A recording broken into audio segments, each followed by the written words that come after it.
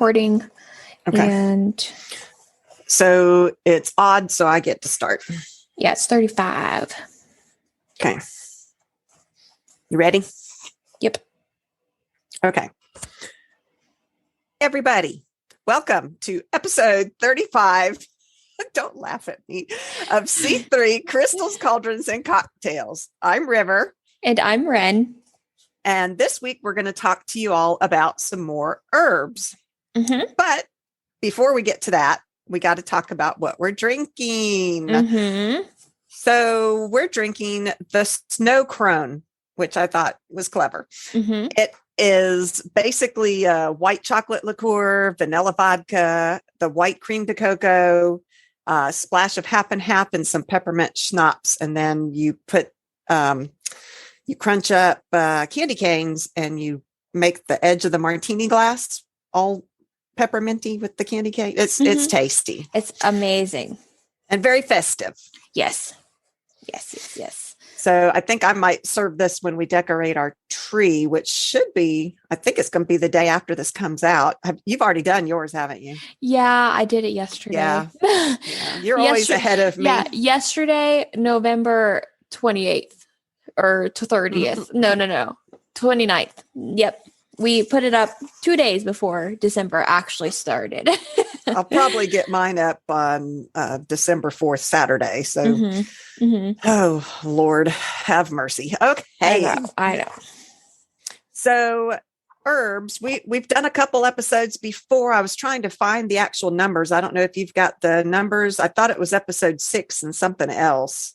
I do not. I did not look it up. We should have. We've done at least 2, if not 3. We've done 2, I think. Okay. So check those out if you want to hear about more herbs. The first episode we did on herbs, we went into more detail on, basic herbs as opposed to specific herbs. When we talked about how to harvest them, how to dry them, that kind of stuff. Yeah, we talked about that an herb is an herb. An herb is an herb. Is an herb. And I chose today to do some Yule herbs because we're in that season. It's about that time. And all of my herbs are evergreens. Ooh. So do you want me to start or do you want to start? You can start. Okay. So the first one I picked is balsam fir, which, as we all know, that's associated with the Christmas tree. It is used to decorate during Christmas time for Christians and during Yule time for witches and pagans. So there are about 50 species of carnivorous evergreen trees, and the balsam fir is one of them. They have the flat needle-like leaves that are attached to the branch with a base that resembles a very small suction cup. I think we've all at Christmas time, anybody who's had a live tree has seen those needles all over their living room floor. Oh, yeah. And they're native to Eastern North America. They can reach 60 feet in height. Whoa. Yeah. Whoa. And they produce resin on their bark. And the resin can be used medicinally, and it can also be used as sticky. So in the past, they used to use it as a glue. Oh yeah, I can see that. Yeah. Did you know? It's a did you know? Ooh. Did you know? What's the matter? Nothing. Oh, did you know that fir trees can live between 500 and 1,000 years? 500 and 1,000? Yeah. And some can live longer than 1,000 years, but that's the average lifespan. So they're old. They're old little beasties. Yeah, that's crazy. It is crazy. So the history, the evergreen fir tree has traditionally been used to celebrate winter festivals for thousands of years. Pagans used its branches to celebrate their homes and decorate their homes during winter solstice. The Romans used fir trees to decorate their temples at the festival of Saturnalia. And I meant to look up what Saturnalia was. You're kind of you've studied Roman architecture. Did you ever learn what Saturnalia was? Not that I remember. I took Latin back in high school, but I don't remember what Saturnalia is. I think it's similar to Christmas. Except for it doesn't celebrate Christ, but it's the winter holiday, I believe. For Christians, it symbolizes the everlasting life of God. So its meanings are strength. It breaks up negativity. It gives you insight. It brings about change. And the energy of the fir tree corresponds with the planet Jupiter and the element Earth. Okay. Fir needles can be used as incense to lift a negative atmosphere, which I thought was cool. Throw some on your fire in the fireplace and it can like lift up negative energies in your living room. Okay. If smoke isn't particularly appropriate wherever you are, you can try simmering the needles, and the essential oil can also be used from the needles on the tree. It symbolizes immortality. You take the long view, and you can, if you use it in your spells, it will help you see situations more clearly. So speaking of that, the magical uses, the needles can be burned on charcoal as an incense. It also makes a great ingredient in those sachet bags that we have talked about. Yes. Dream pillows. It's a good addition to a dream pillow, and potpourri mixes. You can use the resin from the balsam fir as a seal to seal a spell, or as a fixative, because it's so sticky, it's representative of holding something. So you can use it as a fixative for any of your magical crafts. The needles of the silver fir can be burned for ceremonies to bless a mother and a new baby, or you can wet them and use them to sprinkle over the mother and baby. You can't really get away with burning them in a birthing center or hospital these days. So no. You can do the water thing. You can use fir trees and fir boughs to decorate for your midwinter holidays, which I think a lot of us still do. You can use all, I said there was 50 different species, and you can pretty much use them interchangeably in magic. Oh, okay. And they all produce resin, so you can use the resin from any of them. And use your intuition. If you have to substitute a species, use what is ever available in your area, and it should work just fine. So medical uses. The inner bark of a fir tree was used to treat colds and fevers. We've been experimenting a little bit on these drinks. So anyway, forgive me.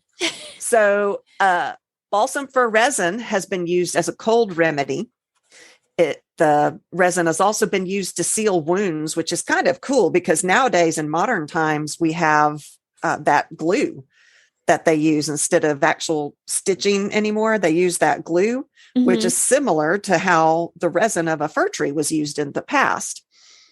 The needles can be steeped for a source of vitamin C, which actually, did you ever watch that show Alone, where they survive up in the cold of Canada or whatever? No. And you can see some of the contestants doing that. They boil the needles from a palm tree to get the vitamin C and some kind of nutrient out of it when they're starving to death up there. Oh.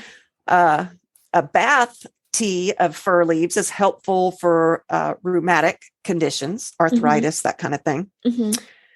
A decoction of white fir bark and needles can be drunk to help with chest colds and similar complaints. We're not doctors, so look all this kind of stuff up before you do anything. Essential oil of fir can be added to chest rubs to help relieve congestion, which I thought was interesting. Yeah, that is. And before doing anything like that with fur, you want to do a skin test to see if you're allergic. It would just be our luck anyway that we would use it and break out in hives everywhere or something. Balsam fir oil is also a non-toxic rodent repellent, which has actually been approved by the EPA. Oh, which I thought was interesting. Rodent repellent. Balsam fir is also used in incense, potpourri, and air fresheners. And I have to tell you this. This is the most freakiest thing. Okay. Did you know a fir tree was found growing inside of a man's lung? How? I know. So this was a Russian dude, and this happened in Russia, and surgeons thought he had cancer.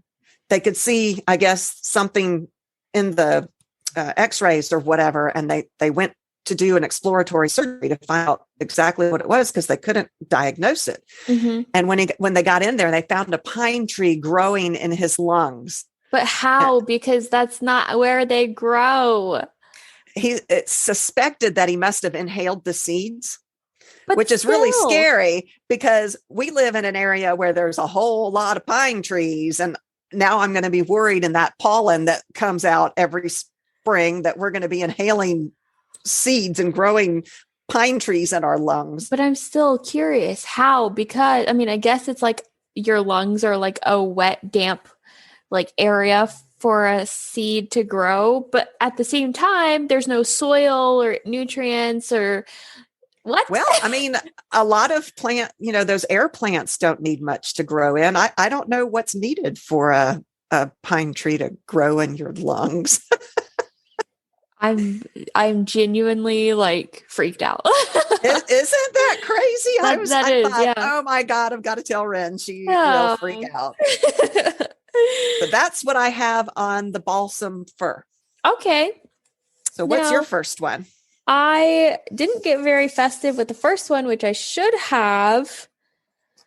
But let's just do this and we'll see if we have enough time for the other one that I want to do. Okay. I chose dandelion. Oh, fun. Mm-hmm. I really like dandelion, and I don't think we've talked about dandelion. I don't think so either. I hope you have a recipe for dandelion tea or something. I do not. I do not. She's looking at me like, no. No. But here, we'll have to find one. We'll have to find one and post it for our patrons. Yes. Oh, yeah. I got to write that down. Yeah. Because I've always wanted to make a dandelion tea. You hear how good it is for your body. Yeah. Yeah. Okay. So I'm going to start off with a little bit of history. I'm not going into depth like you. Okay. Yeah. But I will hit all the base points. Okay. Sounds good. So I'm not even going to try to say its scientific name. Yeah, I didn't do any of that either. Yeah, I could try to. No, I'm not going to try. So history. Fair enough. Yeah. So history, it's named for the appearance of its leaves, which are said to resemble the tooth of a lion. Oh. Uh-huh. I would have called it the porcupine flower then. Well, it looks more like a porcupine. It does kind of look like a lion's tooth. Interesting. Mm-hmm. And then the use of the dandelion has been like dated back to the ancient Roman times. Those Romans, man, they got around. I know, right? And it is believed that European settlers intentionally brought dandelions to North America primarily as a source of medicine. Oh. Yeah, and so okay. I'm not sure if dandelions were here in America until the Europeans brought them here. I'm not sure. I couldn't find anything about like dandelions being native to like North America area. Well, my husband is now going to blame all the Europeans for all the weeds in our yard. Yep. Meanwhile, I'm going to be running out there going, wait, I have to collect those. Yeah. And then dandelions are associated with Belenose, the Celtic sun god. And it's probably most likely associated with the Celtic sun god because they're bright yellow flowers. Yeah, I mean that makes sense. It looks like a sun. Yeah. And when they're in the yellow form. Yeah. And it's also said that like the yellow flowers, like with their thin and narrow petals, they represent and like kind of bring about like the idea of like rays of sunshine. Oh, I see that. Yeah. And so it kind of like looks like the sun. Back to the lion thing. It's kind of like a lion's mane, actually. Yeah, I guess. Yeah, it could be. Yeah, like the big puffy yellow. Yeah, a little happy lion. Yeah, so dandelion. Yeah. but the dandelion. The scientific name is nowhere close. And then so a couple characteristics of dandelions. And I always mess up this. I messed it up in the first 2 herb episodes that we did, and I'm going to mess it up again. I will never get it right. So dandelion is seasonal, but a perennial. Perennial. There we go. I just can't get it right. It's a perennial plant that enjoys moisture and full sun. It is used in wine, medicine, and food. And then wine? Yeah, wine. Oh, I want that recipe. So scratch that. The patrons aren't getting the tea recipe. They're getting the wine recipe. Dandelion has a 10 to 15 inch taproot or taproot. Which facilitates the propagation, being able to grow it. And then a dandelion can regenerate even if it retains only a small portion of this taproot or taperoot. Oh, I know. We have dandelions all over our yard. Resilient little suckers. I know, but you get to use them. You use them. I know. Now I can make wine out of them. Yeah, wine. I'm going to cultivate. Honey, you can't kill the dandelions. Yep. They're used for my wine.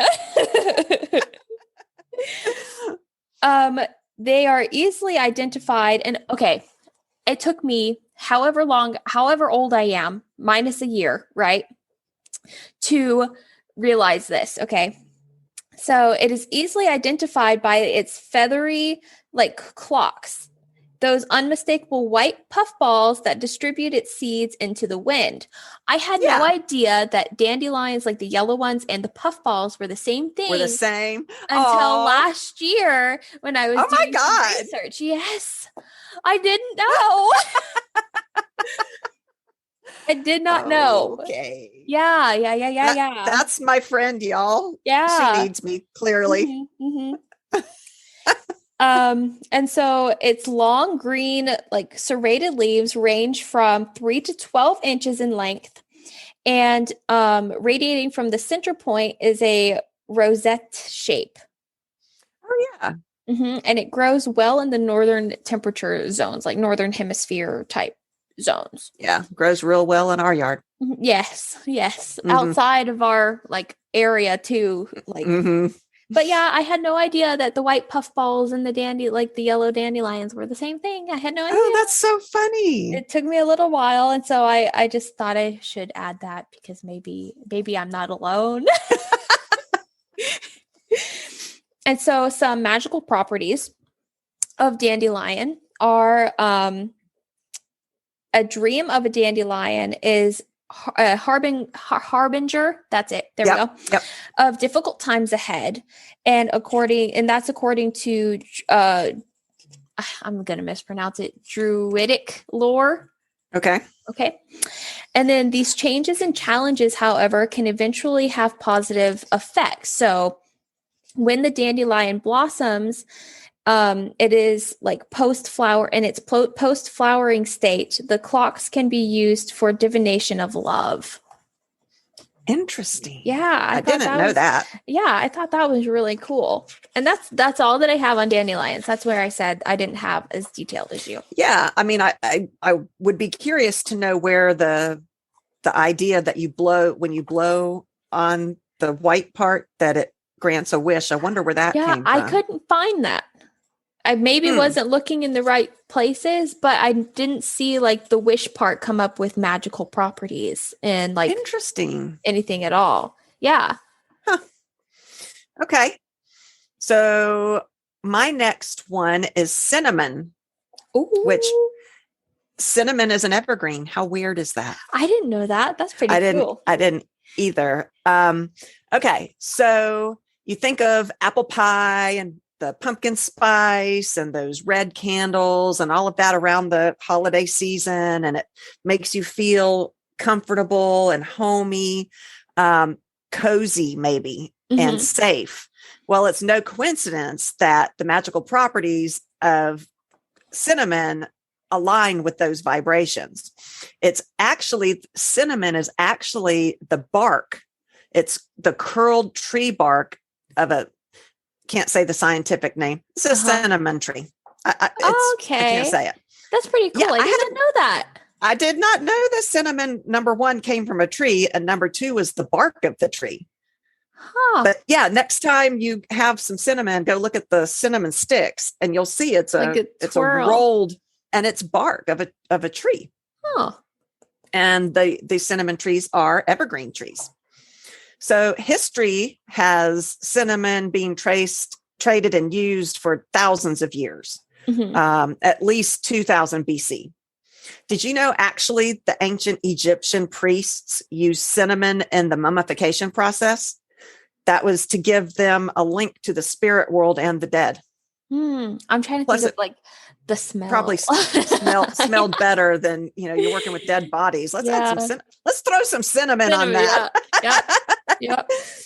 It was also given as an offering to royalty and to the gods and goddesses in ancient times. It has been traded all over all kinds of countries from tropical Asia. It was high in demand everywhere. And of course, everybody loves cinnamon now. Well, not everybody, but lots of people love cinnamon. Even if you don't like the flavor of it, usually you like the smell of it. It does evoke those cozy feelings. Cozy vibes. It used to be highly rated as an aphrodisiac. Oh. Yeah, had no idea. The Taoists regarded it as the food of the gods. The bark was crushed into a pulp and added as an ingredient to this elixir that they used to drink that gave the body a golden hue and supposedly empowered the strength within a person. Oh, maybe I need to do that. Yeah, for real. Me too. Carrying it on one's person kept illness at bay and probably made it easier to bear the smell that, from ancient times when they couldn't bathe like we can bathe now. So the meanings of cinnamon: spirituality, success, healing, protection, power, love, luck, strength, and prosperity. Aww. It's a fire element. It's ruled by a fire element. The planets that rule it are the sun and Mars. And I know you hate it when they call the sun a planet, but that's what they did. Tis not a planet. It is a star. The signs that rule cinnamon are Aries. The deities that rule cinnamon are Aphrodite, Dionysus, Mercury, and Venus. And the chakras that work well with cinnamon are the root chakra and the sacral chakra. Okay. Which we've done episodes on the chakras. If you all want to go listen to that one. Yeah, I think that was like one of our first episodes. Yeah, it was early on. Yeah. Probably somewhere before episode 8-ish or so. So for magical uses, you can burn it as an incense or use it in sachets, which I actually like to use it in sachets because of the smell. The bag is open and it does have that beautiful smell. I love the smell of cinnamon. You can use it to raise spiritual and protective vibrations, to draw money, and it stimulates your psychic powers. It's a popular herb for the use in charms to draw money and prosperity. There's a strong link there, apparently. You can wear it in an amulet to bring passion. I've done a jar spell to increase passion. We all go through those phases. Won't go into any more detail than that, but I did a jar spell and I did use cinnamon in that jar spell along with cayenne pepper for some spiciness. Whole nother story. Moving on.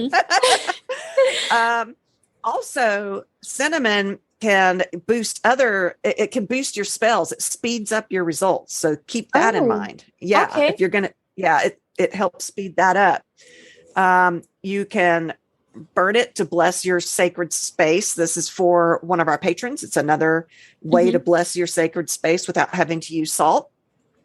You can anoint your magical tools with a cinnamon oil. For healing, you can burn it as incense, or you can drink a cup of cinnamon tea, which I actually do like cinnamon tea. I like cinnamon in my coffee too, to aid in healing. It brings comfort. That cinnamon, ingesting it just makes you feel safe. Mulled wine, it often uses cinnamon, which I love. Mulled wine. We'll have to have some of that at some point this month. And cinnamon rolls. So I'm going to be eating cinnamon rolls from now on. Honey, I have to have the cinnamon because I'm healing. Oh. Home protection. You can place a cinnamon broom above your front door to protect your home. For love spells, you can add cinnamon oil or the cinnamon herb to spells and quickly bring love into your life, because it does act quickly. Mm-hmm. Lust spells, you can create a perfume out of diluted cinnamon oil to inspire lust. Money drawing spells, you can attract prosperity by wiping 5 lines of cinnamon on a dollar bill to create a quick money charm. Oh, 5 lines. Like, what do you mean lines? The way I envision it is like cocaine lines. That's what I was thinking, but I don't want to say it. But I think you can probably put cinnamon on your finger and then do 5 lines draw it with your finger. Mm-hmm. Whether that's what it means, I don't know. We've got the links to all of these, so you can go and look it up itself. It does have a link that says more here, and I didn't click it. Mm-hmm. So you all feel free to go look at that money drawing spell. Okay. Protection. You can anoint yourself with diluted oil to bring about protection from negative energy. Sex magic. Burn the herb or incense to increase male libido or empower sex magic. It speeds up spells. Wow. Speeds up spells. So it helps them manifest faster. You can inspire your spiritual side by burning it. Mm-hmm. Utilize cinnamon in your spells to gain victory or success. You can rub the powdered bark on your hand on a Sunday to ensure victory. Where that one came from, I don't know. It's an easy thing to add to your candle spells. If you're wanting to increase the speed of your candle spell, you can take your spell, whatever the color is, rub it with a bit of maybe cinnamon oil, or probably regular oil would work as well, but cinnamon oil, and then roll it in cinnamon. And it's great for love, money, protection, and all kinds of spells. Mm-hmm. For medicine, cinnamon has been used has been seen supposedly effective against blood sugar fluctuations, car sickness. It's an antifungal, morning sickness, but of course, talk to your doctor, because we don't know what cinnamon might. I mean, it's not going to hurt your baby, but talk to your doctor before you ingest anything when you're pregnant. Mm-hmm. It can slow digestion. It can slow metabolism, or maybe it helps with it's effective against slow metabolism. So it speeds up your metabolism. It helps with upset stomachs. Oh, okay. So it kind of speeds up your metabolism, kind of like turmeric? Probably. Okay. So that's all I have on cinnamon. Woo! What's your next one? My next one is a little bit more festive. Okay. Mistletoe. Woo! Mm-hmm. Because we are now in the holiday season, and mistletoe is a big, I want to say, holiday themed. Yeah, it's connotated definitely with the holiday season. Mm-hmm. Yeah, for sure. So a little bit of history. Again, I'm not going to try to pronounce the scientific name, because there's no way I can do that. We all know how I try to pronounce things. So history is mistletoe blooms in the wintertime. And because of that, it was regarded as a sacred herb by ancient Druids. In 1820, Washington Irving included a reference to kissing under the mistletoe as part of English Christmas tradition. And in one of his essays, along with gathering a Yule log, which interesting goes with, Yule, which we'll talk about in an episode in about 2 weeks. Yeah, right before Yule. Mm-hmm. And then So the mistletoe helped the practice of kissing under, like, whoa, what am I saying? The practice. Yeah, my eye skipped a line. So yes, so this tradition of his helped the practice of kissing under the mistletoe, not the mistletoe helps kissing under the mistletoe.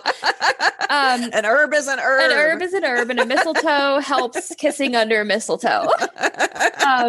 Yes, so the mistletoe helped gain like the popularity in the United States. So all of his traditions that he wrote with like the Yule log and the mistletoe and the kissing under the mistletoe. This was George Washington? Who was this? George Washington. Washington Irving. Oh, that makes much more sense. I'm like, wait a minute. George Washington. Washington Irving. Is he the one that wrote The Headless Horseman? I did not see that, but okay. Y'all, maybe. I'm like five sheets to the wind right now, so just bear with me. As tis I, because mistletoe, yes.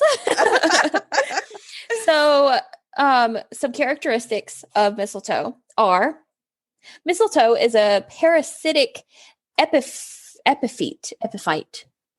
I think that's parasitic epiphyte. Interesting. Okay. It's a plant that grows only upon other plants. Oh, kind of like kudzu is one of those. Yeah. I gotcha. Okay. There are many different types of mistletoe, and the berries are poisonous, but the leaves can be used in like folk medicine for anxiety, like from anxiety to cancer. So it can be used a lot, but not the berries, only the leaves. Okay. And so the different types of mistletoe have very different effects to them. So mistletoe is characterized by its waxy white berries and its small evergreen leaves, which range in color from pale yellow to a dark green. Okay. And some magical properties of mistletoe are: mistletoe is a calming herb that promotes the feeling of warmth. And because of its role in Yuletide decor, it is considered a love magic charm. And it is also associated with fertility. Interesting. Mm-hmm.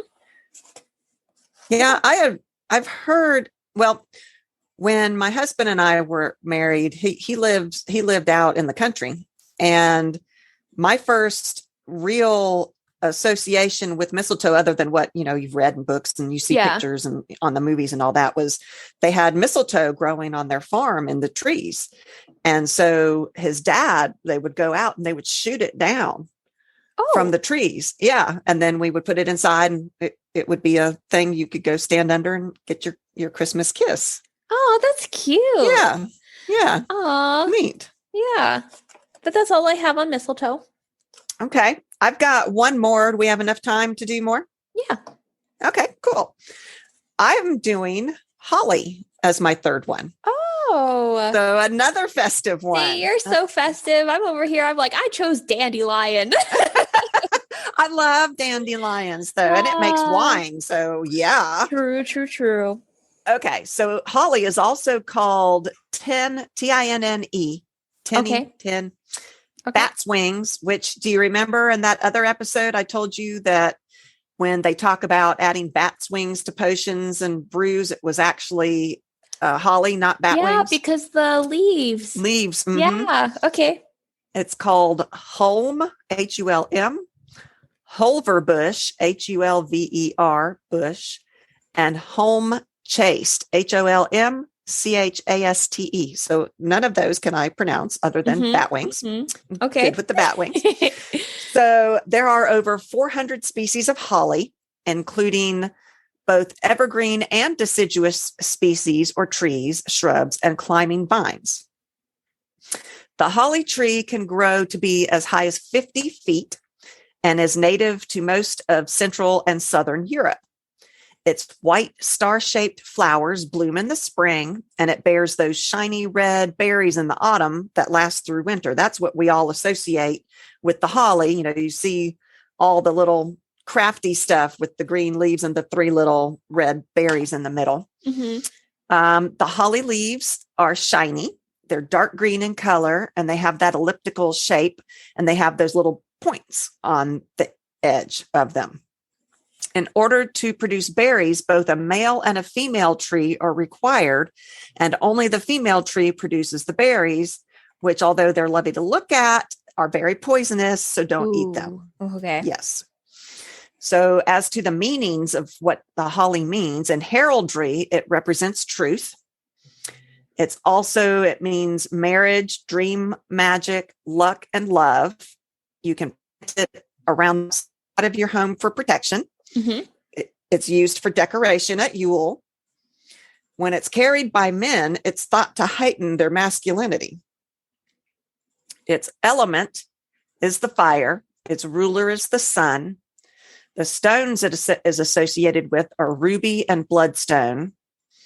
It's associated with the birds, cardinal and starling. Color is red. The deities that it's assigned with are Lu, L-U-G-H, Tannis, T-A-N-N-U-S, at Thor, and Danu. And its magical form, you can make wreaths, berries, leaves, wood. I'll tell you more about that, but don't eat the berries because they're poisonous. Okay, berries. It is protection, anti-lightning. I found that in several places. Anti-lightning. Anti-lightning. Yes. Dream magic and luck. The holly tree is one of the 7 chieftain trees of the Druids, and its very name means holy. Okay. A Christian myth says that the blood of Christ formed the red berries of the holly. And holly is also associated with unicorns because the unicorn is one of the Celtic symbols for this tree. And the other symbol for that the tree is the flaming spear, which I found to be fascinating. In traditional English folklore, the holly leaves without the prickles are masculine, called he holly. He holly. And the more usual prickled variety is the feminine part of the plant, the feminine plant, and it's called she holly. Oh, that's not very clever.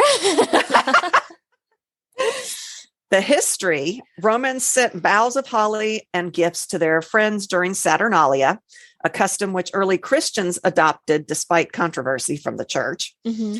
The Romans considered holly sacred and used it as decoration as well. The edict of the Church of Bracara once forbid Christians to decorate their homes with holly because of its origins as a pagan practice. Mm-hmm. In Britain, people decorated their homes with holly in the winter to invite sylvan spirits to shelter there. Oh. In neo-pagan lore, the holly king that rules the dark half of the year, which you were telling me about this earlier. The holly king rules the dark half of the year from autumn to spring. And then the counterpart is the oak king, which, and one kills the other. You were telling me this story about how the Yule, I think, is the time of when one kills the other. Yes. You had it in our newsletter that's coming out. It should be out, y'all, by the time you hear this. Yes, I remember, but I also had other things to do, so now I don't remember. Go read our newsletter. She's subscribed to us to get our newsletter, and I'll send it to you. But that's a really cool story about the oak tree and the holly tree as kings of opposite times of the year, and one kills the other until the next time, and then the other, and it's balanced with the light and dark and that kind of thing. So yeah, very cool. In Scottish tradition, holly branches outside the house are considered a strong ward against evil, and it is unlucky to burn holly under any circumstance, which I'll tell you in a minute that is contradicted by some other stuff I found. It is sacred to the winter solstice when it's used for decorating. Decorating one's home with holly was believed to bring protection and good luck for the coming year. They would put boughs over the entrance to people's homes or make wreaths, which were hung on the doors, which we still do at this day and time. A lot of people put wreaths on their doors. Yeah. This says, be careful not to bring, even though it's a good luck to decorate with holly at Christmas time, Don't bring it into your house before Christmas Eve, or your family will fall to squabbling. And I'm like, this kind of explains some of my family vacations growing up, my Christmas vacations. Did we have holly in the house? Makes sense now. Yeah.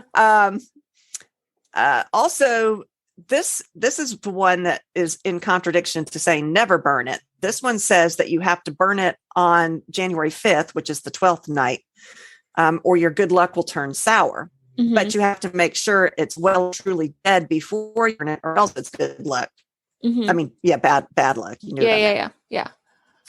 In some districts, when the rest of the decorations are burnt and thrown away at the end of the holiday, the holly sprig is kept to protect the house from lightning during the coming year, which I found interesting. Mhm.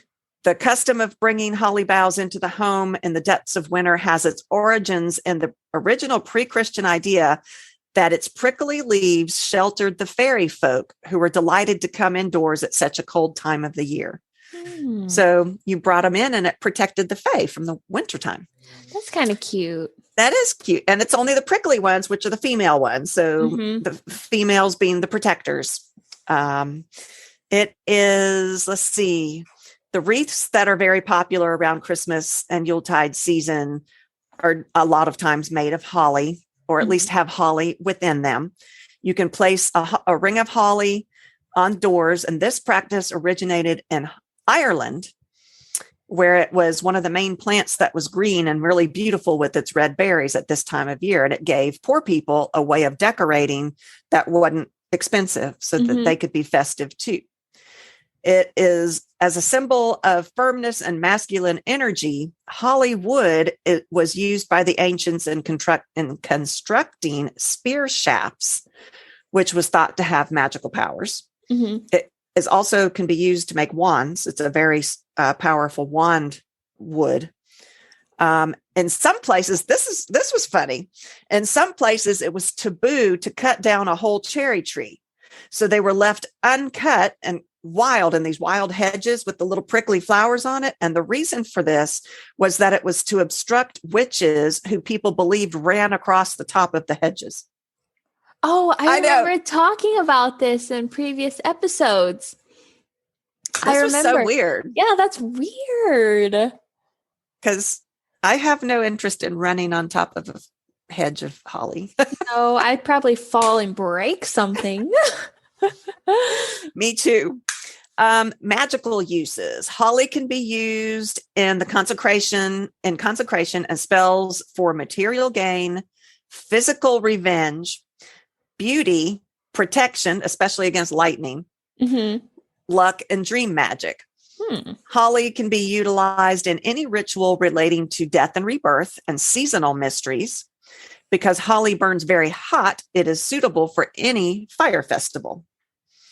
Holly wood makes good wands, as I said before, and those wands are very good at banishing unwanted entities and commanding evoked spirits. Holly planted near a home is said to repel poison and protect from witchcraft and lightning. Another reference to lightning. Yeah, lightning. The wood has the power to tame animals and the flowers and to freeze water. Ooh. Herbal water made with holly has protective properties, which I thought was interesting. You put it into, you just boil it overnight on a full moon or something. You put it into a cauldron and put it out in the light of a full moon and you'll have holly water, which is very powerful water. Okay. Let's see. Use holly berries with your favorite spell for female fertility and sexuality. Okay. It is supposed to ward off bad storms, which I guess, with the lightning. Brings good luck to men. Let's see. Medical uses. It's not commonly used by modern herbalists because the berries are poisonous. Yeah. It says if you ingest them, it causes violent vomiting. Oh. The leaves contain theobromine, which has a weak diuretic effect on the kidneys. And a standard strength infusion can be used to help break a fever, it says. I just wouldn't mess with it. Yeah.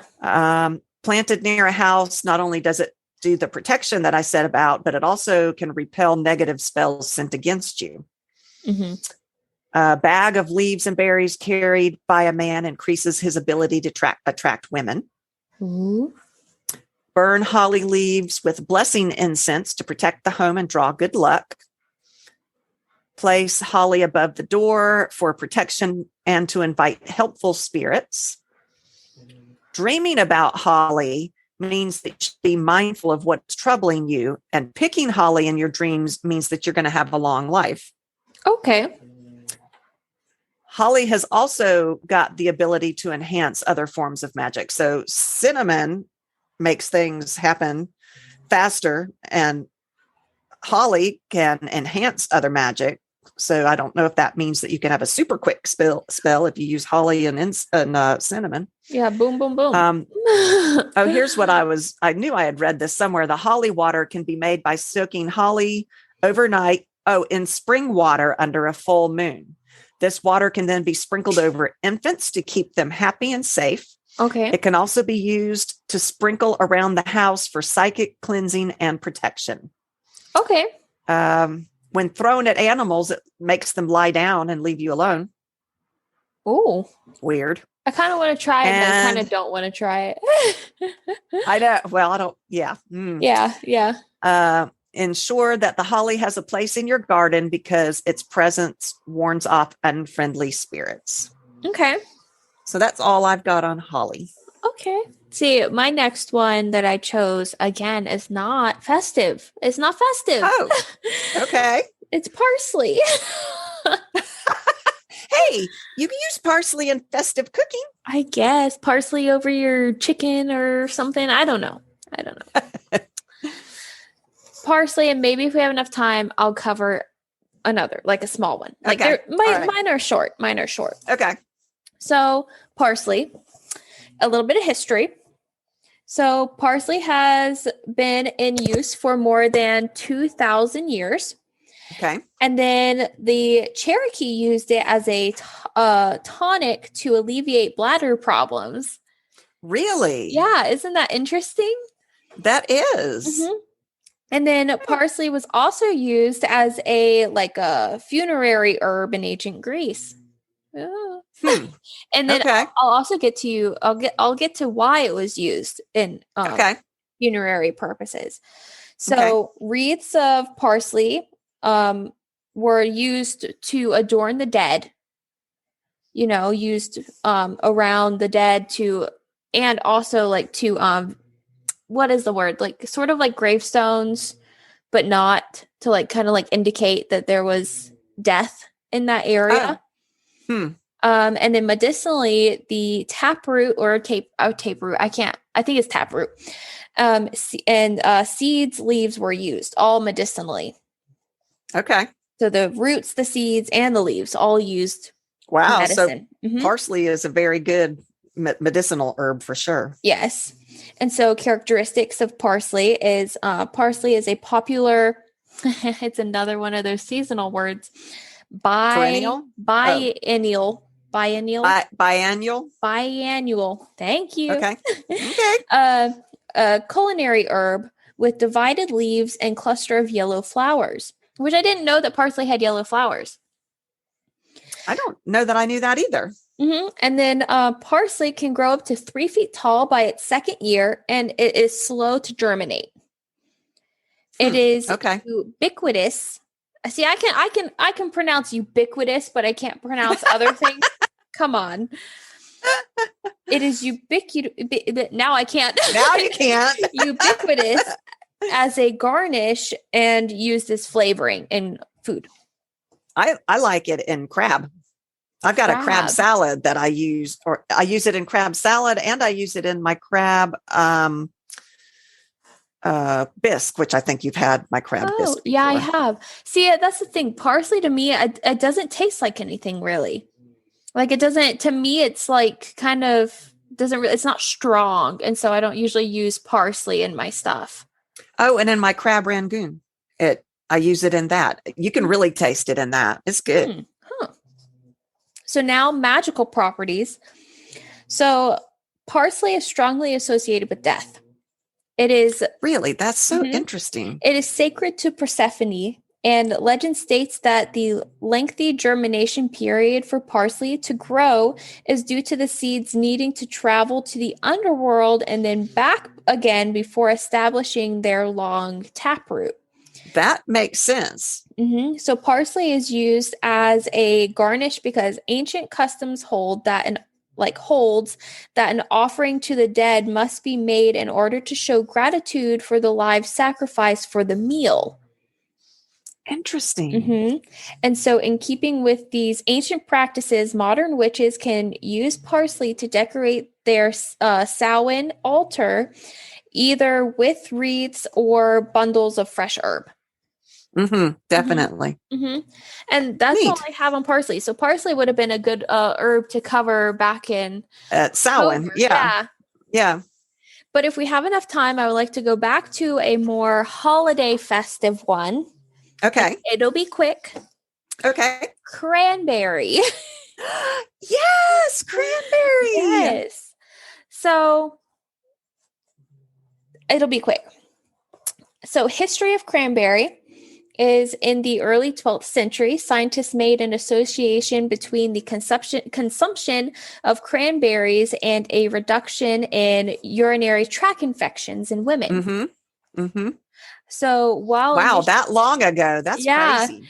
So while initially believed to be attributed to cranberries' acidic effects, it was later proven to be the combination of several compounds in the cranberry that achieved this outcome. Interesting. I've heard that. Yeah. Yeah. So that was like the early 20th century. Did I say 12th century? What did I say? Yeah. Yeah. Something 12th. Did I say 12th? But you're saying 20th. 20th. Okay. Maybe I misheard. Maybe I've had too many drinks. There's no such thing. Oh, okay. 20th Except for maybe when we're podcasting. Yeah. So characteristics are cranberries are cultivated extensively, and then the cranberries flavors, they basically originate in bogs in the northeastern part of the United States. You know, all in water, right? Yeah, those commercials where they're standing with their waist high boots. Yeah. So that's a real thing. That's really how they're grown. Cool. Yeah. And it is produced commercially in Massachusetts and Washington in both natural and human-made bogs. Neat. So cranberry has ellipse-shaped evergreen leaves with a waxy appearance, and the distinct dark pink flowers are followed by dark red berries, which measure about 1/2 inch in diameter. I've only seen the berries. I've never seen the plants themselves. Yeah, me other too. than that commercial you were talking about. That commercial is very distinct in my mind. And then magical properties are cranberries ripen in the late fall, so aligning them with the waning year and the energies of the crone goddess. So use dried cranberries in a charm to honor the wisdom of the elders or as an offering to the ancestors. Interesting. Now, you made cranberry sauce for Thanksgiving. And it was amazing. She made it from scratch and she brought it to our Friendsgiving. And I think you should post that recipe for our patrons. It was absolutely fabulous. It was very good, but I did add a little bit more sugar. Yeah. One of the kids thought that it was like candy. She called it candy. She wanted more candy. She ate candy for breakfast, the cranberry sauce. Oh, that's cute. But it was really yummy. So yeah. You'll have to post that for our patrons. Okay. I shall do that too. And let me write it down. Okay. But that's all that I have. Okay. Let's get into the outro. So you can find us on all social medias at C3 Witchy Podcast. That is Instagram, TikTok, Facebook, Twitter And then you can also find us at www.c3witchypodcast.com. There you will find our newsletter, which is going to be out for December. Tomorrow. Tomorrow, before this tomorrow, comes out. Yeah. It'll be out before this comes out. And then I also updated the whole website. So now it's like winter festive colors. Nice. So I haven't seen it yet. I need to go look at it. I'm excited. It's blue. And I changed out the photos, how I do every season. Mm-hmm. And there you can find our Patreon link, and you can also listen to our episodes there. You'll find links to other, like where you can listen to our episode, as well as link to our merch and all of that. And I think that's it. Yeah, it would be super helpful for us if you all could review our podcast. Yes. That helps us get found by other people. And so if you would review our podcast, I guess on Apple Podcasts would probably be the best place to do that. Mm-hmm. Yeah, that would be awesome. We would really appreciate it. And yes. like Wren said, thank you to our patrons so much. We couldn't do this without you. We really appreciate you guys. We really do. Mm-hmm. So and we will be back. We'll be back.